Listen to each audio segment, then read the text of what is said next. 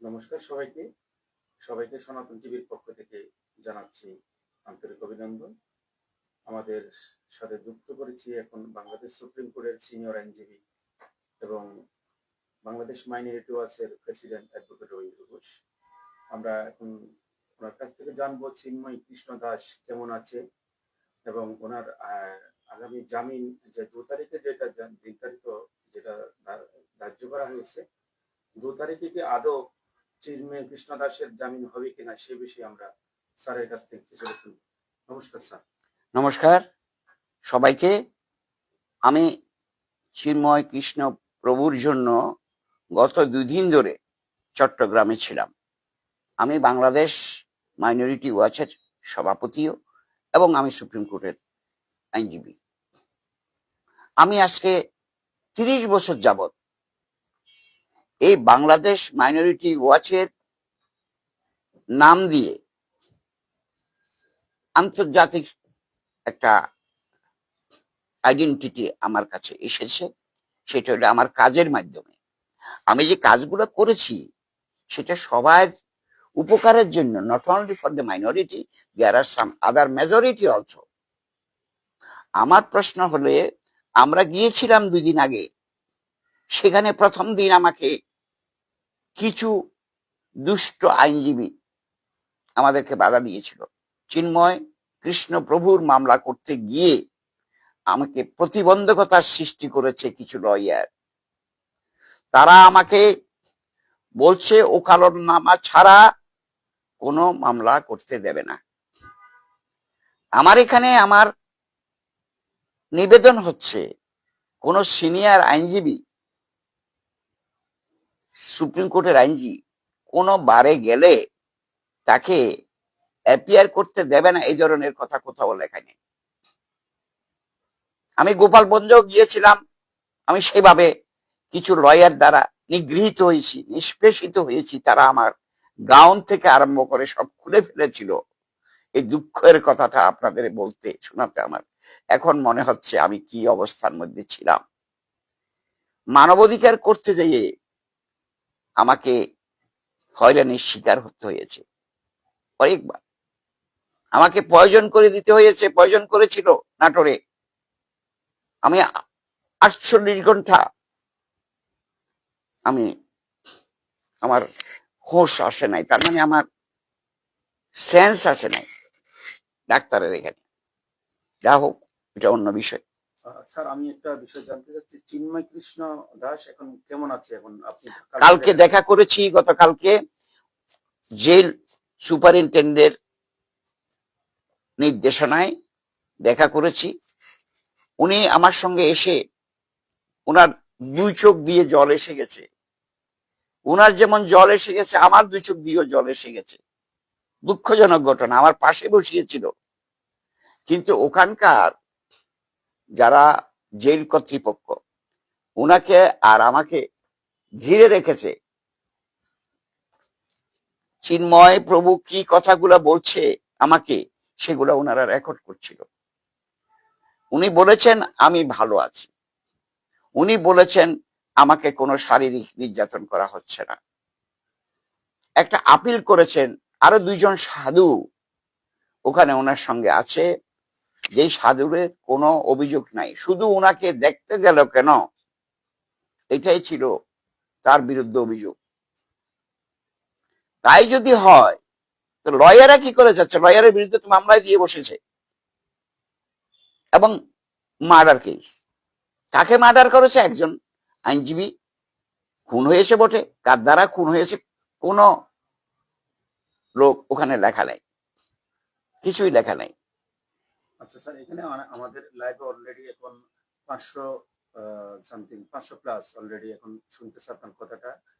চিন্ময় প্রভুর আগামী যে ধার্য তারিখটা আছে 2 তারিখে, এটার বিষয়ে আপনার কি মনে হচ্ছে? এখন কি আদৌ কি সরকার গতকালকে শুনেন, গতকালকে তো আমি এটা নিয়েই ফাইট করেছি যে আমার ওকালত নেওয়ার পরেও, থাকার পরেও আবার চট্টগ্রাম বারের উকিলের একটা ওকালতনামা চাচ্ছে, আমরা তাও দিয়েছি।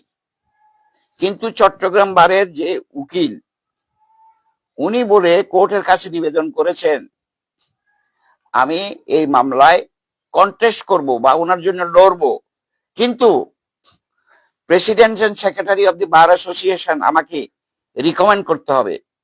কিন্তু উনি ওখানে দাঁড়িয়ে প্রেসিডেন্ট এবং সেক্রেটারি বলছে আমি ওনাকে সহযোগিতা করতে পারবো না, তাইলে উনি দাঁড়াবে কি করে? উনি কোর্টে দাঁড়াবে কি করে? প্রত্যেকটা লয়ারের বিরুদ্ধে মামলা করে দিয়েছে যিনি কন্ডাক্টিং লয়ার ছিল। উনি তো অসুস্থ, আসতে পারে না, ওনাকে আহত করা হয়েছে। তাই আমাদের মতো লোক যেখানে ভয়ে আমরা যেতে পারছিলাম না, তারপরেও যদিও বা পুলিশ হেফাজতে, তার মানে পুলিশের নির্দেশনায়, পুলিশের আপনার ছাউনিতে আমরা কাজটা করে আসতে পেরেছি। কিন্তু জজ সাহেব আর কোনো অর্ডার দিলেন না, উনি ফেলে রাখলেন অ্যাপ্লিকেশনটা। তাইলে ইজ ইট নট ডিসক্রিমিনেশন? এটা কি মানুষের প্রতি মানুষ, লয়ারের প্রতি লয়ার, এই যে একটা ডিসক্রিমিনেশন করে রেখেছে ওই বারে, এটা তো কন্ডেম করি আমরা, উই আর কন্ডেমিং। আমরা আমরা কখনো এটার সুষ্ঠু বিচার চাই। এবং কেন লয়ার অ্যাপিয়ার করতে পারবে না? ওই দিন যে তারিখ পড়েছে, আপনি যে বললেন 2 তারিখ আগামী মাসের জানুয়ারি 2025, সেই দিনে তো একই ঘটনা হতে পারে। তাহলে প্রলং করা লাগবে, বিলম্বিত করা, ওনার শুনানিটা বিলম্বিত করা, এটা তাদের চিন্তা চেতনা। আরেকটা বিষয় স্যার, আমরা যেটা জেনেছি, স্বরাষ্ট্র মন্ত্রণালয়ের ছাড়পত্র ছাড়া কিন্তু একজন ব্যক্তি কিন্তু রাষ্ট্রদ্রোহী মামলা করতে পারে না। এটা তো আমিও জানি, এটা আমি একজন লয়ার, আমি জানি না। এটা স্যাংশন লাগে, এটাকে বলে স্যাংশন। স্যাংশনও তো দেওয়া হয়নি। আর আরেকটা বিষয়, শুধু তাই নয়, ঘটনা ঘটেছে 1 সপ্তাহ আগে, পরে 1 সপ্তাহ পরে মামলা হয়েছে। আর যেই বাদী, সেই বাদী কিন্তু তাকে বিএনপি থেকে বহিষ্কার করেছে, তারও কোনো খবর নাই। যদি বাদী না থাকে তো তার মামলাই হয় না। তো এটা হলো একটা রিলিজিয়াস ডিসক্রিমিনেশন। আমি মনে করি এটা একটা রিলিজিয়াস ডিসক্রিমিনেশন। আমি মনে করি এটা অনতিবিলম্বে সরকার চিন্ময় প্রভুকে মুক্তি দিয়ে এটার সমাধান করা, সুরাহা করা দরকার। স্যার, আপনি কি কোনো নিরাপত্তাহীনতায় ভুগছেন? ভুগেছিলাম, তখন নিরাপত্তাহীনতায় ভুগেছিলাম। পুলিশ না হলে প্রায় 100-200 পুলিশ আমার ঘেরাও করে নিয়ে আসছে। আমার নিরাপত্তার জন্য পুলিশ প্রশংসনীয় ভূমিকা রেখেছে, এটা তো বটে, এটা আমি স্বীকার করতে হবে। আরেকটা কথা স্যার, আমরা কালকে যেটা জেনেছি, আপনি আসার পথে কিন্তু 4-5 জন মোটর সাইকেল নিয়ে কিন্তু আপনাকে একটা হুমকি দিয়েছে, এবং সেটার প্রেক্ষিতে আপনি সাধারণ ডায়েরি করেছি। ওসিকে বলেছি যে দেখেন, আমি চিন্ময় প্রভুকে দেখতে গিয়ে সেখানেও কিন্তু হুমকির সম্মুখীন হয়েছি, আমি সাধারণ ডায়েরি করতে চাই। এখন ওখানে একজন অ্যাসিস্ট্যান্ট, ওই যে সুপারিনটেন্ডেন্ট, তার মানে ওনার অ্যাসিস্ট্যান্ট পুলিশ কমিশনারও ছিলেন, উনি বলে দিলেন না, ওনাকে একটা সাধারণ ডায়েরি করার সুযোগ দেন। ওসিকে বলে দিয়েছে, তখন আমি একটা সাধারণ ডায়েরি করেছি। ওই কাগজটা ওখানে আছে, দেখা ভিতরে। অসংখ্য ধন্যবাদ স্যার। ভিতরে দেখো না, এখানে দেখো না। প্রেক্ষাপটে আপনি যে সাহসিকতা দেখিয়েছেন স্যার, আপনাকে কিন্তু অলরেডি লাখ লাখ সনাতনীরা কিন্তু আপনাকে, মানে সবাই ধন্যবাদ দিচ্ছে। অলরেডি আমাদের এই কমেন্টের মধ্যে আপনার সুস্বাস্থ্য কামনা করে, এবং অনেকে আপনার জন্য ভগবানের কাছে কিন্তু আশীর্বাদ কামনা করে। আমিও তাদের, যারা সত্যিকার অর্থে মানবাধিকারের লক্ষ্যে, মানবাধিকারের জন্য কাজ করে যাচ্ছে, তারাও সহায়তা করছে, তাদেরকে ধন্যবাদ দিচ্ছি। কিন্তু সবাইকে এগিয়ে আসতে হবে, এগিয়ে আসা সবার এটা কর্তব্য।